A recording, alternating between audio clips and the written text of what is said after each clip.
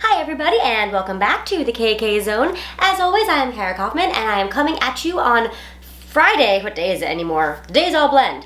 Today is Friday morning and it is the day after the Yankees concluded their 3-game series with the Astros. When last we spoke, the Yankees had thrillingly taken the first game of the set in very, very exciting fashion indeed, and I had expressed hope that maybe the rest of the series would go well. And you know what, friends? It did go well. The Yankees did not manage to sweep, though they came very close, as we'll detail shortly, but they did win the next game before losing the third. So, winning 2 out of 3 from the Astros seems pretty good. They are actually a good team. They're actually legitimately probably the best team the Yankees have played so far. You could argue for the Jays or the Rays, but I think the Astros, top to bottom, are probably stronger than those two teams.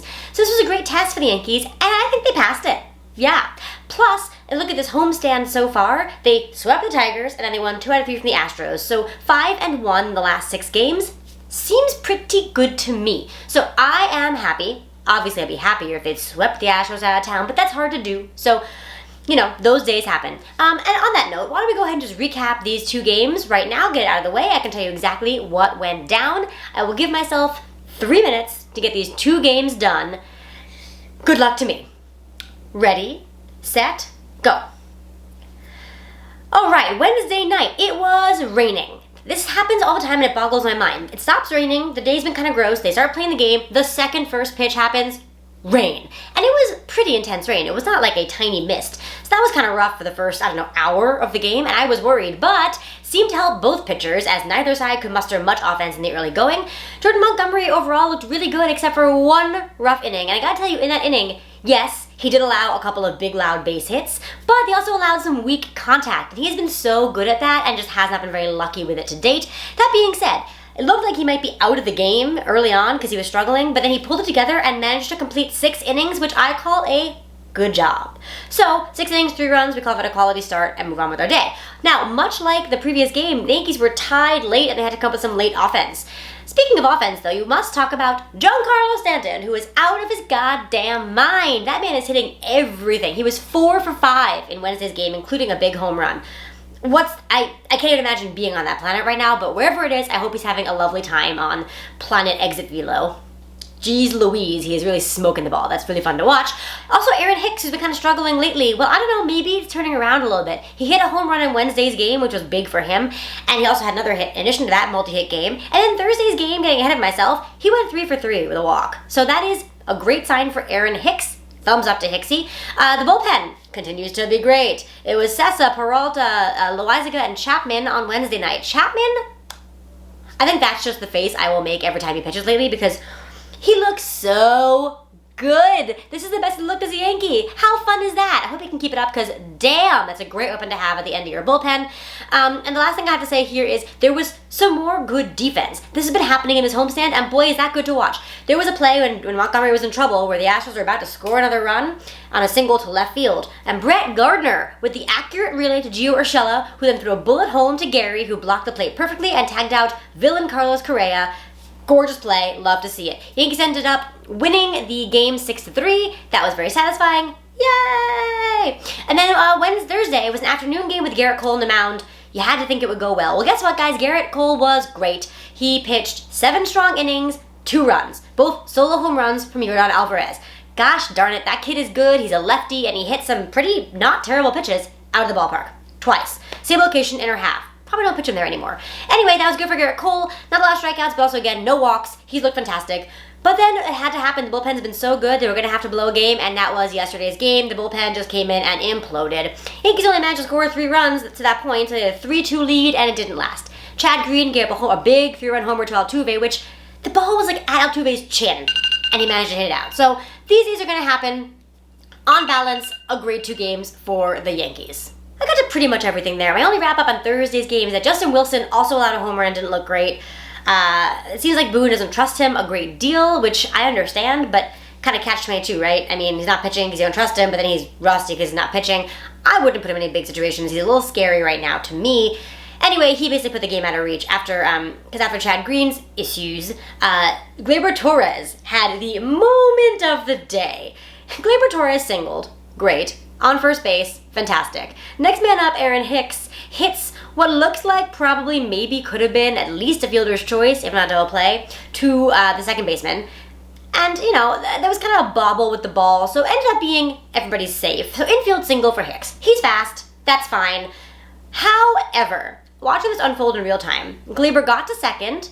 The ball was not even attempted to be thrown to second, so he was safe as the umpire gestured. And as you watch the cameras on Gleyber, you see him start to sprint towards third. The second baseman, like 5 feet from him, has the ball. And I was thinking, what in the name of all that is baseball holy is he doing? Well, Gleyber saw what we, because the camera was zoomed in, could not see, which was, because of the shift, the third baseman was at second base. No one was at third base. So the pitcher, at this point Ryan Presley, kind of forgot what he was supposed to do, aka be a fielder when the play is in progress. So he's just standing on the mound, like watching like any of us, like what's happening, whilst Gleyber Torres sprints to third base where there is nobody, so they can't throw it to anybody. And then at that point, Martin Maldonado, the catcher, is like running down the line to third to try and take a throw, at which point Gleyber realizes there's nobody at home. So he sprints home. No one's there. There's no throw even made on him. This looked insane in real time. I was like, did they call timeout and he's just running? No, the shift and the lack of the pitcher covering any position on the field meant there was nobody at all at third base or home plate. So Gleyber Torres very alertly saw that and started a mad dash. He scored a run there, at that point making it 5-4, which in the 8th inning, which seemed like a really achievable deficit to overcome. Unfortunately, Justin Wilson then came in and allowed a 2-run homer, which was where it all ended. That being said, that was the most fun thing I saw all day. Gleyber Torres being so alert, knowing exactly where everybody was, and seeing, he basically said, once I was on third, I saw that it was going to be me and Maldonado racing to the plate, and I thought I could win. And, friends, he did win. I love that. Even in a loss, a great moment. So overall, the Yankees winning 2 out of 3 from the Astros, good. It's frustrating because you think Game 3 you have Cole going, and you're, frankly, 2 innings from the end with a lead. And the bullpen has been so shut down, you kind of expect to win that game, so it feels extra disappointing not to. Obviously, would have been great to sweep the Astros, both emotionally and, standings-wise, because the American League East is one big clump right now, and it'd be nice if we could start to kind of move our way above everyone else.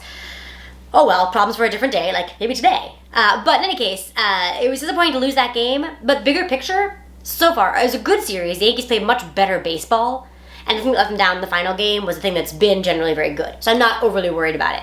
And on balance, yeah, better defense, better base running, dare I say, and some really good offense in those first 2 games, and opportunistic hitting, which we need. So my takeaway from the series is, good job, Yankees!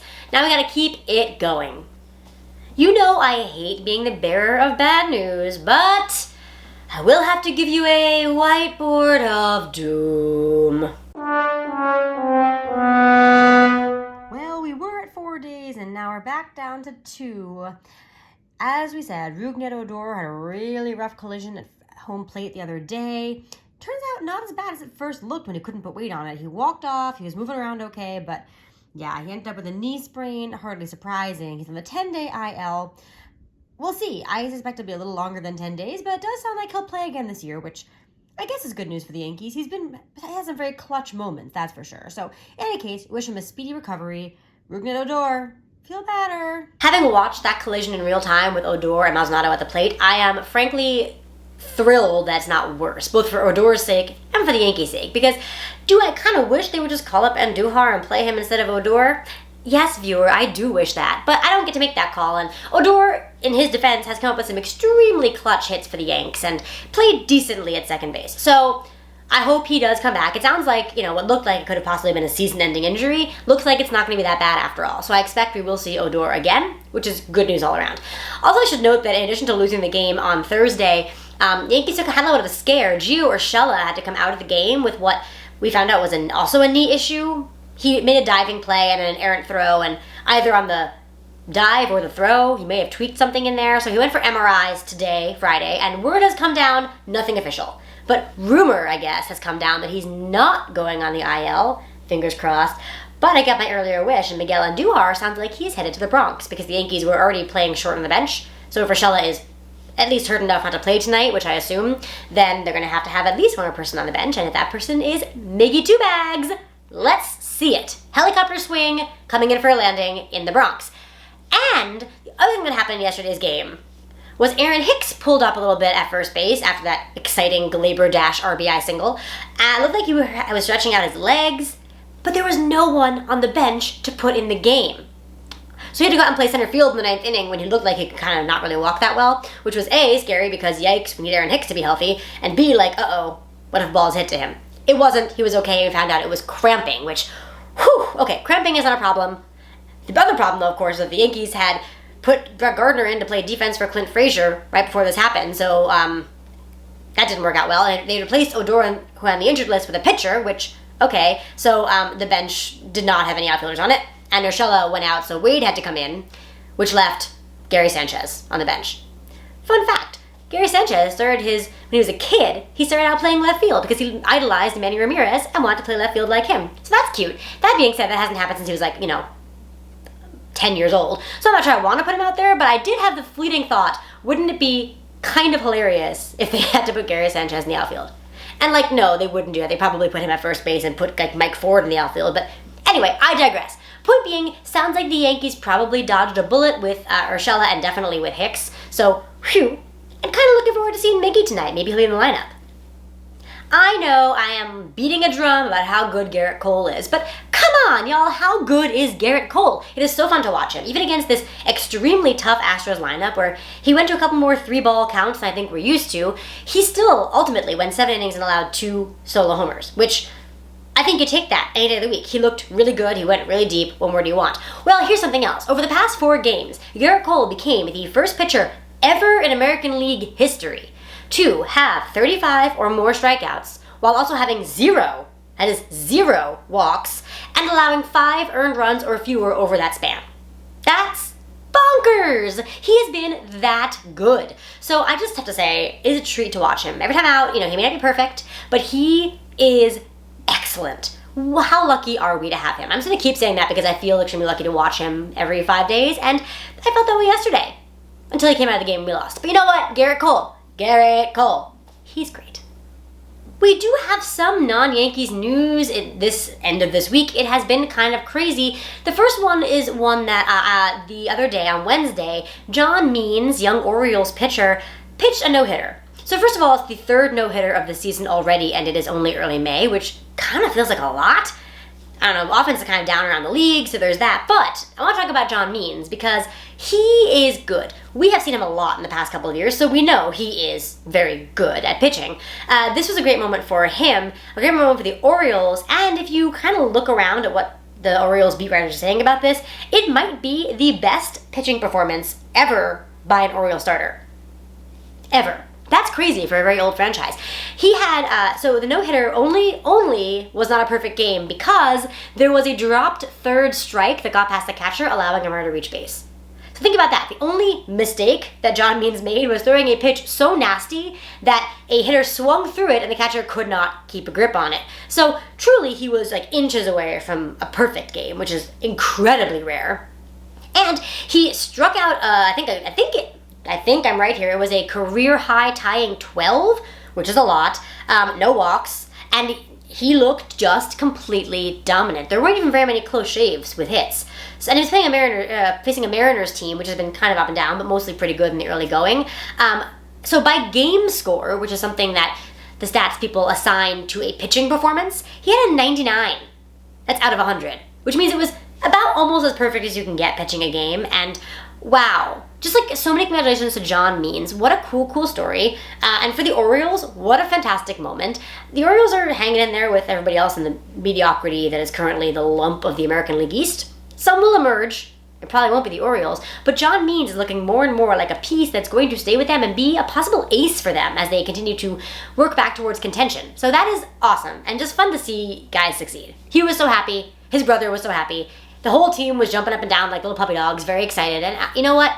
I was excited watching the last couple outs. Well done, John Means.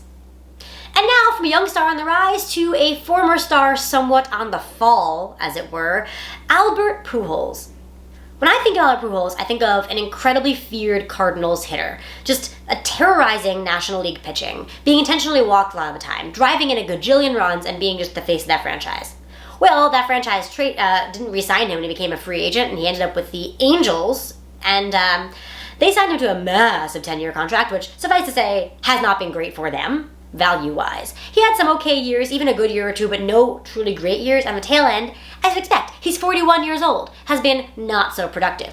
Well, kind of out of the blue, as far as I can see, the Angels cut him yesterday. Just like full out cut him. They owe him all the money that he's owed this year, which is a lot, and he is just not there. So they're paying him to not play for him.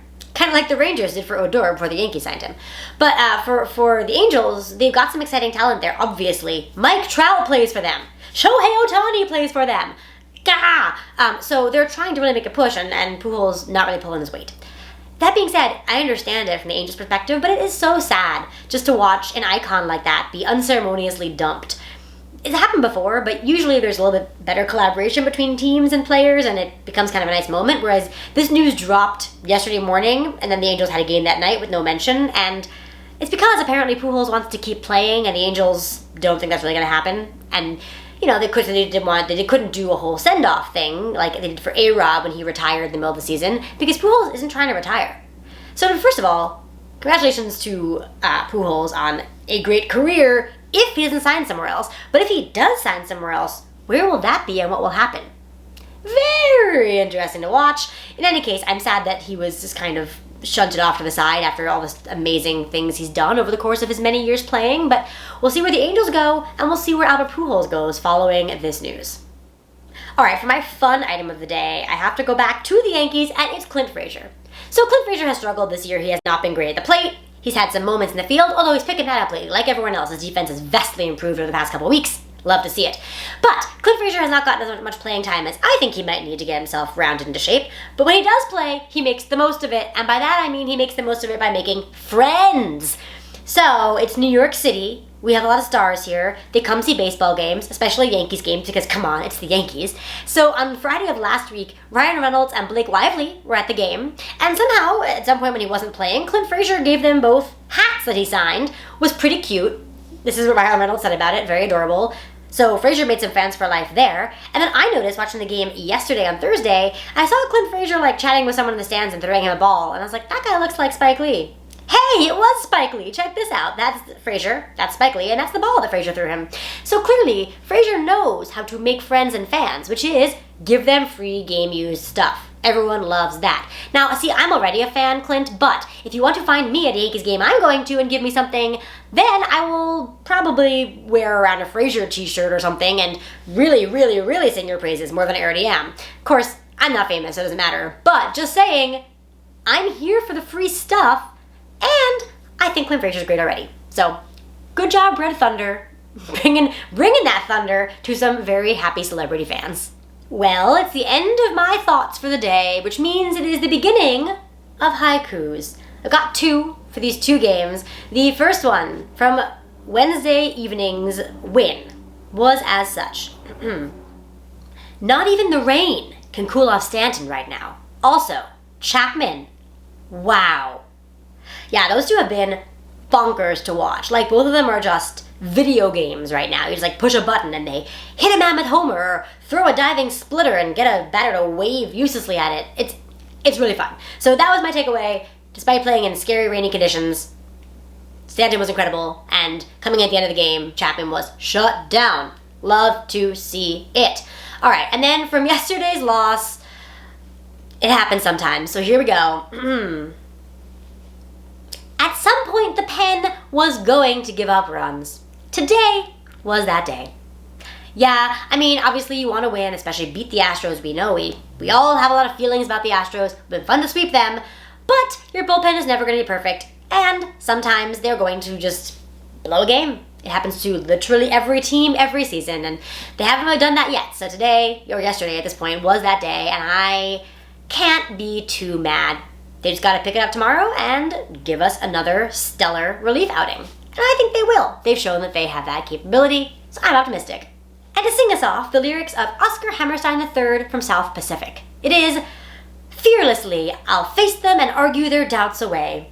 That, of course, is Nellie Forbrush standing up to everybody, and I have to say that this homestand, so far, the Yankees have been answering a lot of questions. They have been standing up and facing people and saying, hey, you've been doubting us, but we are good.